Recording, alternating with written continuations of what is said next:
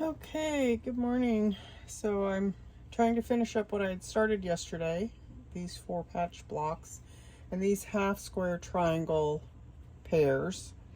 And it's just slow going. These I zipped along, right? Because you've got a solid piece and it makes it much easier. With these, it's just a babying thing. So I'm just going slow and working my way through. If you can see how it gets hung up at that beginning, and I just do a couple stitches till I get over that, and then do the rest, and you get to this end and you see this little lip right there. So anyway, I'm just continuing to go on, but thought I would do a little video while I was doing this. I started these yesterday morning, and then we went out for the rest of the day and did some sightseeing and running around in and around Montgomery, Alabama, which is where we're at right now. I was just looking this morning. We have a rough plan to go to the Northeast this year, with me not working now and being able to travel and do whenever we want to. We thought it would be a good year to go up to the Northeast and do that whole corner, right? You know, from Maine down to Virginia and over all that way. But anyway, we were going to start in Elkhart in April, because we have an appointment to have some work done on our rig in April, and we need to be up in Elkhart. And so we thought we'd leave from there and go east across Ohio, Pennsylvania, you know, over to Maine. You see how that got stuck, and it's actually poking it down into I don't know if you can see that, but it's like poked down into my thing. So I'm going to raise my needle up, lift my foot, and pull it out, right, so that it doesn't get worse. And I only did a couple of stitches in there, so I mean, it's okay. And then now when I start again, I'm going to just, back here, I'm just putting a slight amount of tension. I'm not pulling very hard. Just enough tension on that thread that's connected to pull the other one through. And then once I get over that little bump of that, where that seam is, then it goes faster. Anyway, so I was just looking this morning at quilt shows for the 2023 year across the country, because one of the things that we've noticed is we will be somewhere and we'll see that, oh, some event is happening next week that we would have liked to have attended, but we missed it by a week, right? This has happened multiple times in the last year. So we're hoping that here in 23 we can do a little better job of planning our stops to meet with, you know, things that are happening in whatever local community we're going to be in. And so one of those is quilt shows, because, you know, I enjoy going to quilt shows. They're fun. They're energizing, and they give you such great ideas. And it's so lovely to look at other people's work and see what other people's creativeness has brought forth. Very inspirational. Anyway, so I was looking this morning at quilt shows across the U.S., and I'm hoping that we can match up our schedule to meet some of those. And then there's other things, other festivals and things like that we'd like to attend. So probably this weekend, or sometime in the next few days, I'm going to try to spend some time looking at that. Boy, these really, you know, it starts getting annoying. I know I'm just kind of babbling here, but I'm trying to get to the bottom of this stack. Like I said, there's 52, I think it's 52 now, I don't remember, sets of these or no, I'm sorry, 65 sets of these to create this block, which then is part of a star. It's a corner part of a star. And you know, these whipped right through in like 20 minutes. These, whoops, what am I doing wrong? Ah, look at that. See, I almost boogered that up. Do you see how I did that? So, reset. This is what happens when you don't pay attention. that would have caused me to have to get out Jack the Ripper. So, good catch. That's why if you're going to do this, because your mind tends to wander when you're doing chain piecing, make sure that you have it laid out so that you're doing oof, that one didn't want to come in at all. Look how much I pulled out before it finally pulled in.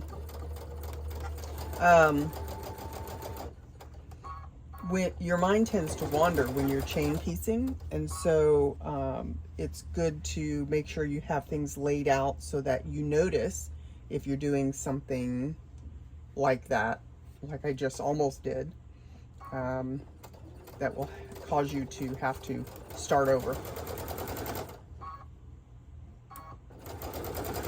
Almost done. Uh-oh. Now that's a problem. What does that mean? That means I either cut one too many, or I have one too few of these. So we'll do this last one, and then I've got to do a count. So that'll be fun. And I gotta iron these all out and prepare to finish these 4 patches. So cut my thread there, and then the lovely time of cutting this. Now they make all kinds of tools. Like they have this little tool that you can sit right here and you could go just cut them, you know, just put it down there. There's also your cutter here on the side, which, you know, does work as well. It's just not quite as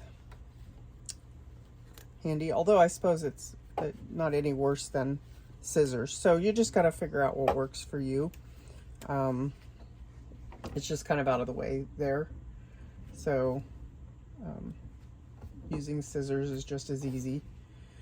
And then I like to lay them in a pile all going the same way, so that when I'm finger pressing them back or taking them to the mat and pressing them with the iron, I'm ensuring that I've got my seams all going in the correct direction, right? The same direction, because it's not really correct. It's the same, because then what happens if your seams are all going willy wonky, you know, some this way, some that way, you'll have more trouble when you're trying to put your blocks together. And so it's best, you know, if you're opposite, right? So these are going this way and these are going that way. And then when I match them up, I have a easier time of making those blocks lock in. And so once I open these up, I'll finger press them, which is what this pile has had. And then I'll decide if I want to go ahead and take them to the ironing board and give them a nice iron press, which will make them really flat before I join them. Sometimes I do, sometimes I don't. And again, it kind of depends. Like some quilts that I make, I'm just kind of, you know, going along. I'm not really caring. I'm doing it more for the joy of sewing than for precision. And then there's other quilts where I'm trying to be very precise in everything I do so that I don't have anything that's kind of wonky. So this is the second one I made, and you know, my points match up really well and it looks really good. I've got enough on the edge that when I do my 1/4 inch seam, I won't cut off those points. However, on this one, I'm a little off. Like, it's not by much, but it's a little bit. It's not quite as good. That was my first one. I wasn't really paying as close of attention. And so by taking these to the iron and pressing these really flat before I join them, I could make sure I get that good join there versus a not so good joint there. And you know, they can be a lot worse too, but you just can't sweat the small stuff like that when you're doing it for joy of quilting and sewing versus doing something precision. Now, of course, you always want to do your best, but you know what? The world's not going to end if your points don't match, or if it's not perfect. And in the end result of the quilt, nobody will ever see it. You will be the only one that ever knows, and 9 chances out of 10, if you looked at that quilt a year later, you'd never be able to find it. So don't sweat it. Okay, I'm going to finger press these and take them to the iron and press them out, and then I will start sandwiching these, making these 4 patches, and then on to the rest of it. Tip for the day is there is a difference between ironing and pressing. And one thing to remember is when you have half square triangles, you've cut your fabric on the bias across the grain. And so this has a lot more stretch this way than it does this way. And so you want to be careful not to iron and push, because you can distort these blocks, and then you know, things start getting a little wonky, and that's how you end up with, you know, like crooked edges and all that kind of stuff. So for pressing, you want to just, that's why finger pressing is important. I want it to go that way, so I'm going to finger press, and I'm just going to kind of run my nail there, and you could see it stretching, right, a little bit. But I'm just going to run my nail across there. That finger presses it open, and then when I lay it on the ironing board, it lays fairly flat. My seam is already going where I want, and then I just press and hold. Maybe shoot it with a little steam once I've got it pressed. And that's all. And then you'll have a nice flat block. So, okay, I'm going to go do that. See you later.